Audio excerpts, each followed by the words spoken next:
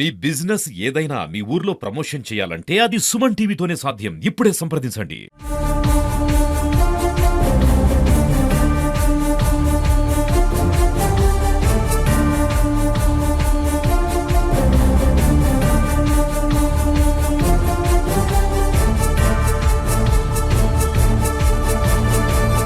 నమస్తే, welcome to Suman TV.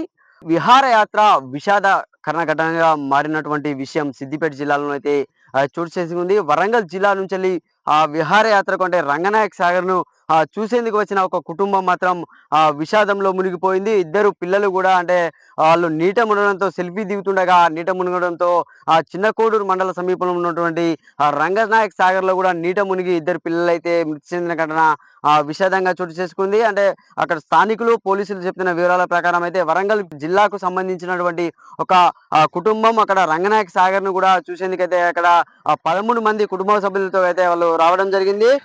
అందులో ఇద్దరు పిల్లలు అంటే ఒక సిరాజ్ 15 సంవత్సరాలు, అబ్రాస్ అమ్మాయి ఆమె 15 సంవత్సరాలు కూడా వాళ్ళు మనకు తెలుస్తుంది. అంటే వాళ్ళు అక్కడ దిగినటువంటి అక్కడ రిజర్వాయర్ లోకి దిగి స్నానాలు చేస్తుండగా కూడా సెల్ఫీ దిగుదామని కూడా వాళ్ళు ట్రై చేసిన సమయంలో కూడా జారి ఆ నీటిలో పడడంతో కూడా మృతి చెందిన ఘటన అయితే విషాదంగా మనం చూసుకోవచ్చు. అంటే దాదాపు కొన్ని నెలల క్రితం కూడా ఇక్కడ హైదరాబాద్ నుంచి వచ్చిన యువకులు కూడా సెల్ఫీ దిగుతున్న తరుణంలో కూడా అందులో నీట మునిగి కూడా చనిపోయిన పరిస్థితి కూడా మనం చూసాము. అంటే ఎన్నిసార్లు చెప్పినా అధికారులు ఎన్నిసార్లు విన్నవించినా కూడా బోర్డులు రాసినా ప్రమాదంగా ఉంటుంది, నీటిలో వెళ్ళి సెల్ఫీలు దిగద్దు, జాగ్రత్త పాటించండి అని అధికారులు చెప్పినా కూడా పర్యాటకులు వచ్చిన తరుణంలో కూడా సరదా అనేది కూడా విషాదంగా మారి మృతి చెందడం అయితే జరుగుతుంది. ఇది మాత్రము పోలీసులు అయితే విచారణ చేపట్టారు. ఇది విచారణలో కూడా అంటే వాళ్ళు సెల్ఫీ దిగుతున్న తరుణంలో కూడా మృతి చెందారని కూడా మనకైతే తెలుస్తుంది. స్థానికంగా అక్కడ ఉన్నటువంటి చిన్న కోడుకు సంబంధించినటువంటి పోలీసులు, ఫైర్ సిబ్బంది కూడా వచ్చి